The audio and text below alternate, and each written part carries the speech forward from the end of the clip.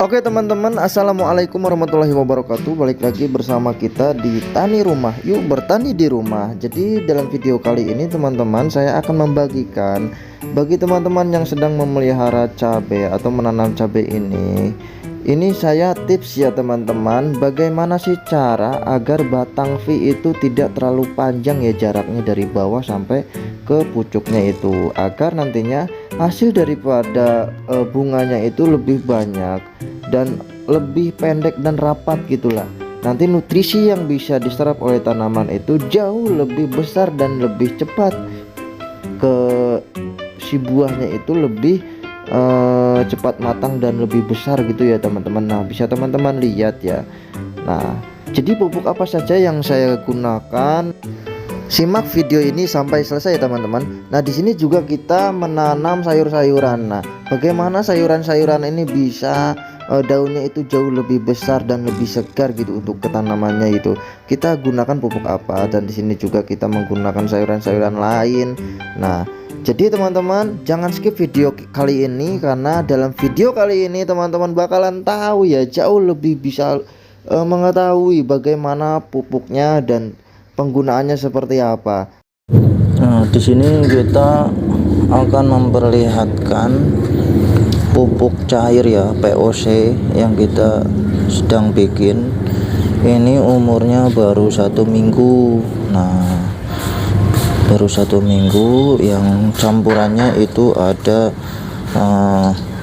daun kelor, terus kepala ikan, terus ada juga kulit nanas, kulit pisang, kulit melon, terus ada juga telur ya, kita campur telur, kita juga campur kohe. Terus untuk bakteri starternya kita menggunakan susu, dan untuk makanannya itu kita kasih gula ya teman-teman. Nah, untuk ikan itu mengandung kalium, magnesium, sulfur, klorin, dan sodium. Nah, jadi itu unsur-unsur hara yang bisa nantinya diserap oleh si tanaman ya. Nah, kita bikin ini tuh sebenarnya buat semua tanaman, baik itu tanaman sayur, tanaman yang berbunga atau berbuah, dan tanaman-tanaman yang berdaun gitu ya, hanya berdaun. Nah, ini juga kita gunakan untuk tanaman-tanaman hias juga, jadi yuk bisa multifungsi. Nah, kita kasih lihat juga ya nanti untuk tanaman-tanaman yang efek daripada ini ada plus minusnya gitu. Nah, tapi itu juga ditunjang dari faktor eksternal juga. Nah, yuk kita lihat. Ini baru 1 minggu, kita target itu proses fermentasinya itu 1 bulan ya teman-teman, 40 hari lah harusnya mah, tapi 1 bulan udah bisa kita gunakan. Nah, di sini teman-teman bisa tahu di depan kita ini ada seledri ya teman-teman. Nah, teman-teman bisa lihat seledri ini kita tanam itu dia kita dari pohonnya ya teman-teman. Dari pohonnya bisa teman-teman lihat, pucuknya itu kita ambil, sebelumnya kita ambil, terus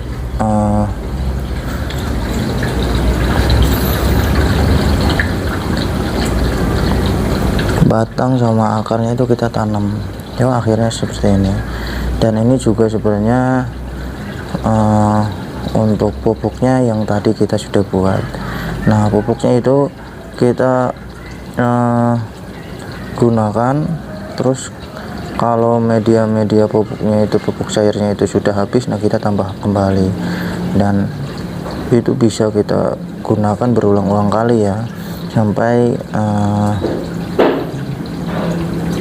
nggak ada sampainya sih sebenarnya. Kalau habis ya kita tambah lagi, kalau habis kita tambah lagi, kalau media masih ada ya kita hanya menambahkan air saja gitu. Nah, bisa teman-teman lihat sini pada segar ya teman-teman.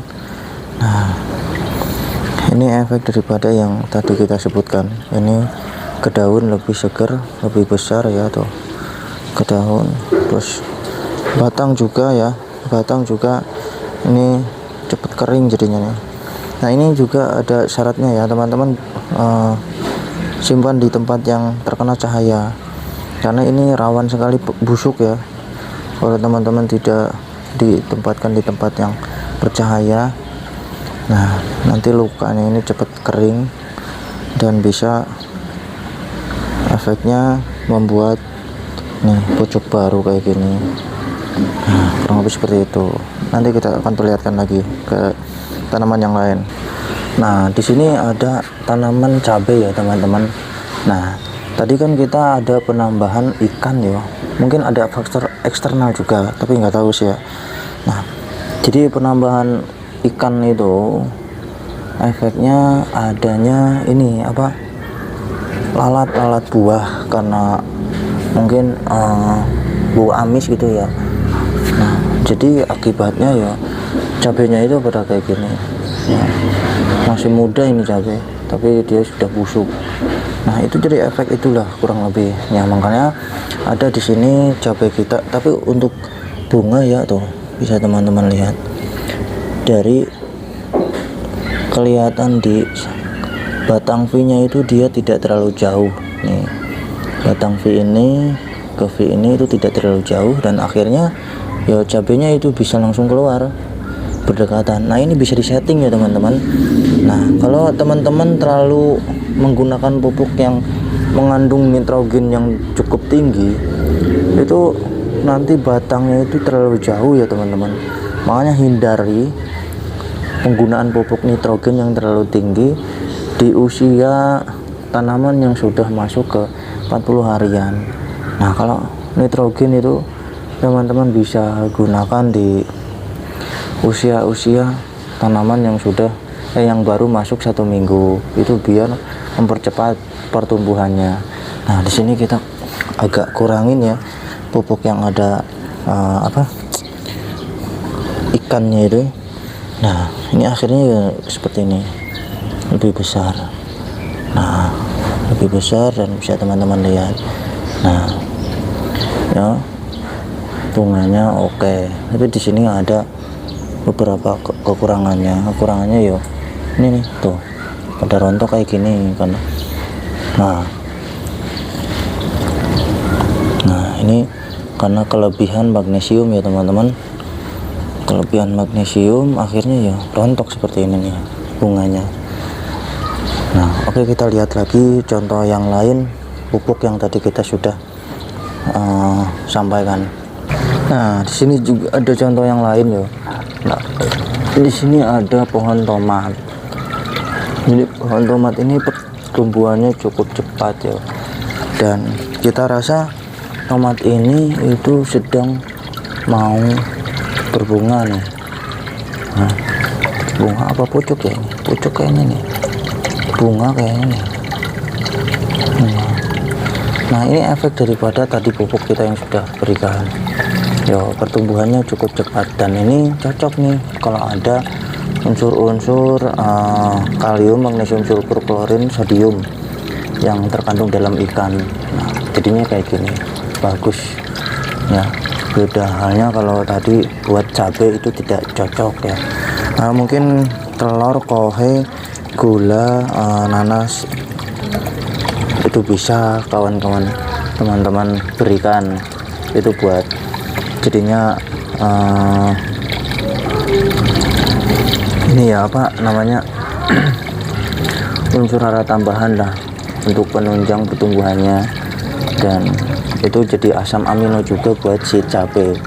Kalau buat ada tambahan ikan itu khusus buat mungkin yang berbuah-buah gitulah, seperti pare yang kita sudah tanam ya di sono.